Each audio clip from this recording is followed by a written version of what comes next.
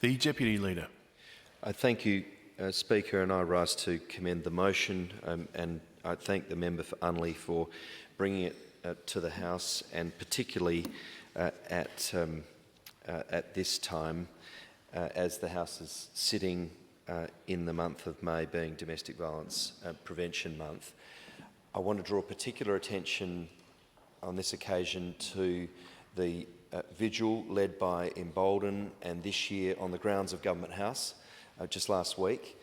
And on the 7th of May, the vigil occurred again, and those of us attending from I think all parts of South Australia gathered to recognise, to respect, to mourn, and to express a solidarity that domestic violence, family violence, is intolerable.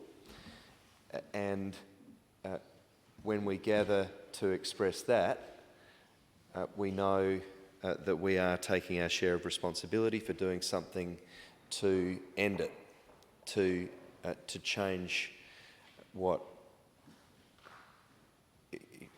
unimaginably has been described by those who are working day by day in this environment. It's getting worse, not better. And as the member for Unley has emphasised, it's something we've all got to do something about, but especially men. And I'm very proud to have a number of responsibilities, portfolio responsibilities in opposition as Shadow Minister for Child Protection, for Aboriginal Affairs, and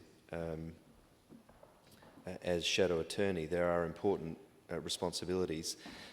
I was particularly proud to be our party's spokesperson for the prevention of violence, family violence and domestic violence, and I'll continue to shine a light on the role especially men need to play in what shouldn't be something that is talked about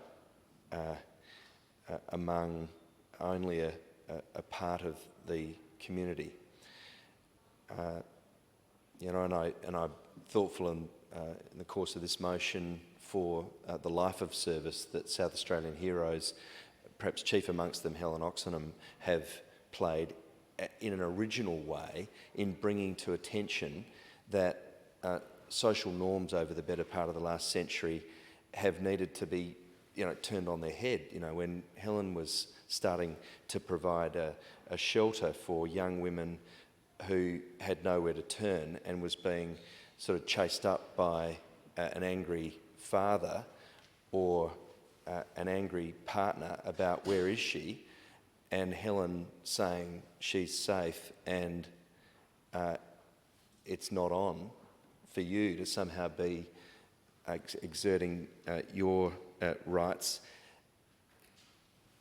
She needs protection and your behaviour is not on, was something that just needed to be stated in the most basic form back then, and Helen Oxenham made a life of speaking up for necessary change. Respect is a very important part, of course, but I stand here to emphasise paragraph B, therefore, in particular, that it's not a private matter, and paragraph C, that it is a role for individuals, especially men, to play in challenging what might be cultural and systemic norms that allow violence continue. To the extent there are norms out there, they need to be changed. It's unacceptable. There's a Royal Commission that is now long underway, led by Natasha Stott-Despoja AO. Can't think of a better person to be leading that work, and I've seen that the work that is being undertaken as Natasha Stott-Despoja continues with that important work, including all around the state. We bumped into each other in Port Augusta a little while ago, where she was travelling with the Commission to take that work all the way around the state. I'm glad that Natasha is leading the Royal Commission. The Royal Commission, as I understand it, is presently advised is to report in July this year.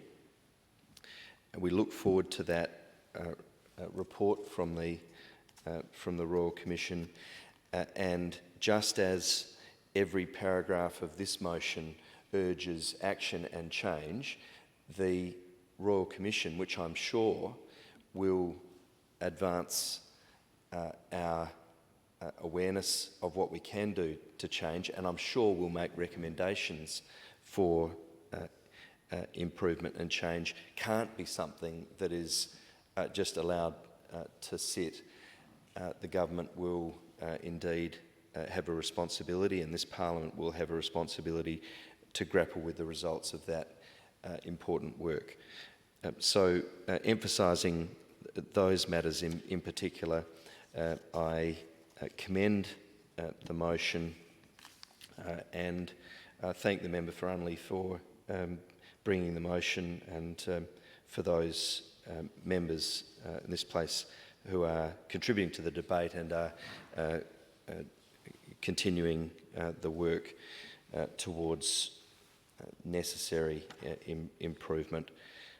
Let's all do more and keep this Domestic Violence Prevention Month very much to the fore in the coming days and weeks.